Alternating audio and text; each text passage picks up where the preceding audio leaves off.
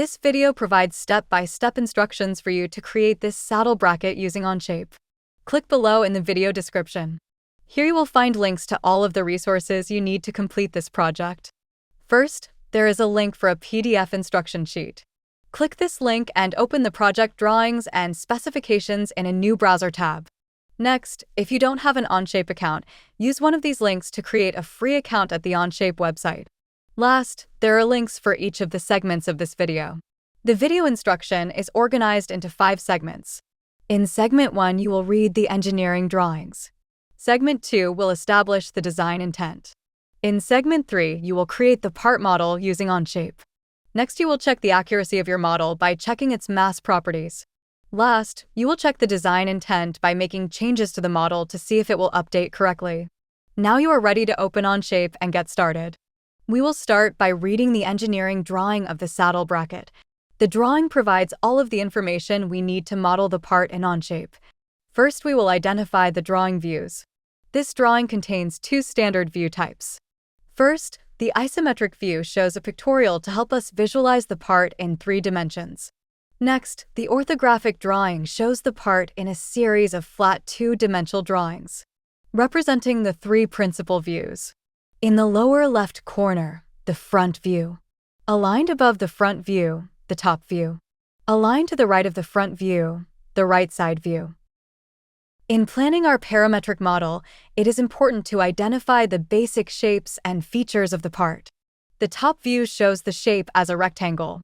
It also shows a circular hole centered on this rectangle. The hidden lines in the front and side views indicate that the hole extends through the bottom of the plate. The front view shows vertical ends that appears to have the same material thickness as the bottom. The right side view shows a semicircular cutout through both ends. The part is symmetrical both left to right and front to back. Next, we will look at the dimensions and notes. First, the measurement units are in decimal inches.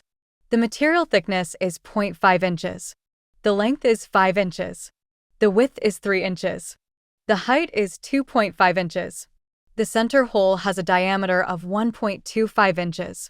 The hole is centered on the part 2.5 inches from the ends and 1.5 inches from the back edge. The semicircular cutout on the ends have a radius of 1 or a diameter of 2 inches. It is noted that the material is HDPE plastic, and the mass units are set to pounds. Before we model the part in Onshape, we have to establish our design intent. For this project, we intend our model to be flexible to possible design changes and update predictively without errors. To start, we need to identify any features that might be changed or revised during the design process. The one change could be the length. It may need to be longer or shorter. Next, we need to identify the features that should remain unchanged. In this case, the general shape and material thickness. The height will remain the same. The width will remain the same. The size and locations of the circular features should keep their size and remain centered. The part should maintain its symmetry, left to right and front to back. When creating the model, the choice and order of placing constraints will determine if the model will change predictively. And if the design intent is applied correctly, we can change the length of the saddle bracket. The holes will remain centered, and the part will update without errors. Before we create our model in Onshape, let's review the workflow that we will use. First, from the drawings, we need to identify the profile or closed shape that we'll use for the first sketch. We also need to note the isometric orientation of this profile so we can place it on the correct sketch plane. This will determine the orientation of the part in the Part Studio. We'll use this rectangular profile, and we'll place it on the top sketch plane. Because the part is symmetrical, we need to think about how we can include the default geometry as part of the design. By placing the origin coincident to the center of the part, both the hole location and overall symmetry of the part can be maintained if the length or width is later revised.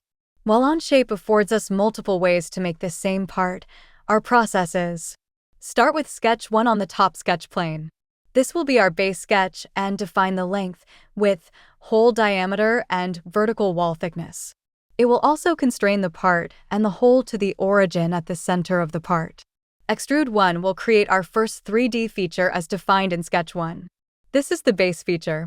Extrude 2 will create the vertical ends, again using the base sketch.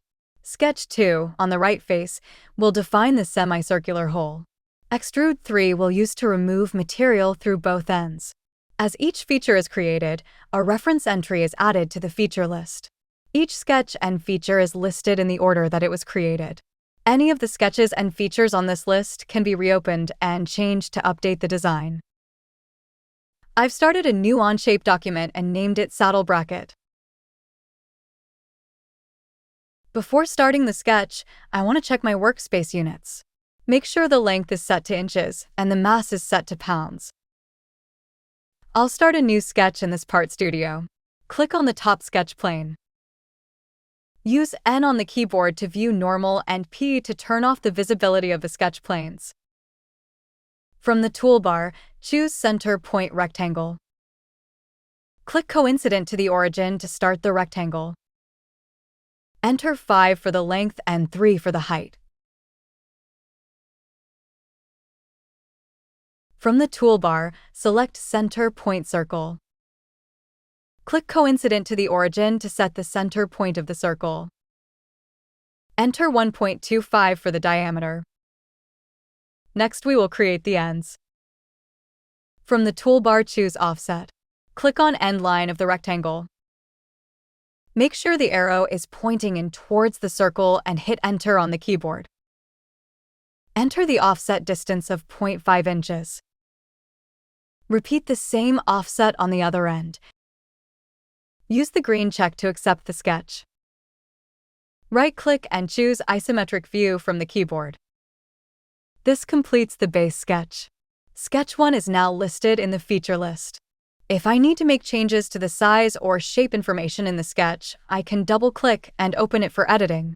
We can now use the center region of Sketch 1 to extrude the base feature. From the Feature toolbar, click on the Extrude tool. This will be new. Click on the region of the sketch that forms the bottom of the part without the ends. The direction should be above the sketch plane. Set the depth to 0.5 inches. Click the green check to accept and create the base part. Notice, Extrude 1 is now listed on the feature list. Next, we will use Sketch 1 again to add the ends to the base feature. Click on the Extrude tool in the toolbar.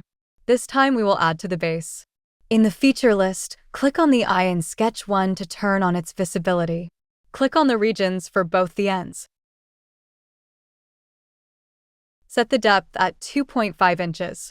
Click the green check to close. Note Extrude 2 has been added to the feature list. To cut the semicircular features from the ends, we will use a sketch. From the toolbar, click to create a new sketch. Click on the right face of the part to select it as our sketch plane. Use N to view normal to the screen. From the sketch toolbar, choose Center Point Arc. Hover the mouse on the top edge and look for the yellow box to highlight the center point. Click to set the center of the arc, stretch to the right, and click Coincident to the top for one end of the arc, then click again Coincident on the other side. Set the radius to 1 inch. Use the green check to accept. Right-click and choose Isometric View from the keyboard. We will now use Sketch 2 to remove material from both ends of the part. Choose Extrude from the Feature toolbar. This time, click on Remove. Click on the region of Sketch 2 on the right face. For the end type, choose Through All. This looks correct. Use the green check to accept. The saddle bracket is now complete. The feature list now lists all of the sketches and features in the order they were created. Also, we have one part in the parts list. If you were to close this document and open it again, Onshape would rebuild the part following the feature list. You can think of the feature list as the recipe for this part. In this segment, we'll check the accuracy of the model by checking its mass properties. To check the model, the mass unit should be set to pounds and the material set to HDPE plastic. If the size and shape of your model was completed accurately, the mass should be 0.385. Let's look at this process step by step.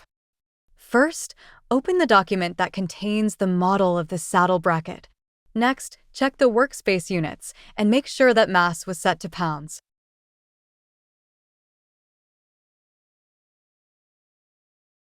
Next, set the material to HDPE.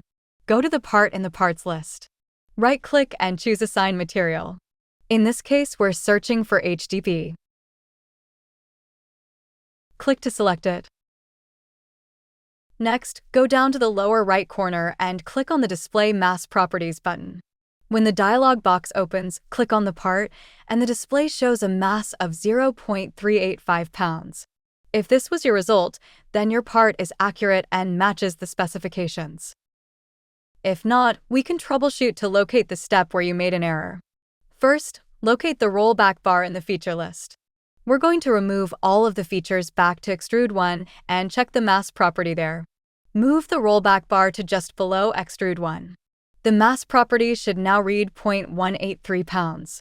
If your value doesn't match, you have made an error on the base feature. Check for errors in Extrude 1 or Sketch 1. If the value is correct, move the rollback bar to just below Extrude 2. The mass should now be 0.438 pounds. If your value doesn't match, you have made an error on the size of the ends. Look in Sketch 1 or Extrude 2. If the value is correct, move the rollback bar to the end. The mass should now be 0.385 pounds. If it is not correct now, your error is with the size of the end cutouts. Check in Sketch 2 or Extrude 3. If your part is still not correct, check that the material is set to the HDPE plastic. In this segment, we will make some revisions to the saddle bracket. We will start by reading the revision drawings to find which features need to be changed. First, the length has increased from 5 to 8 inches. When revised, all other features should remain as original and the part should remain symmetrical.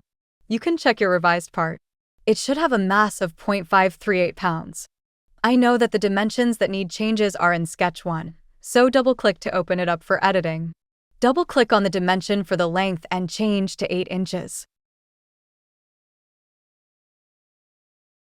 To see what this change will look like, use the Final button to preview the result.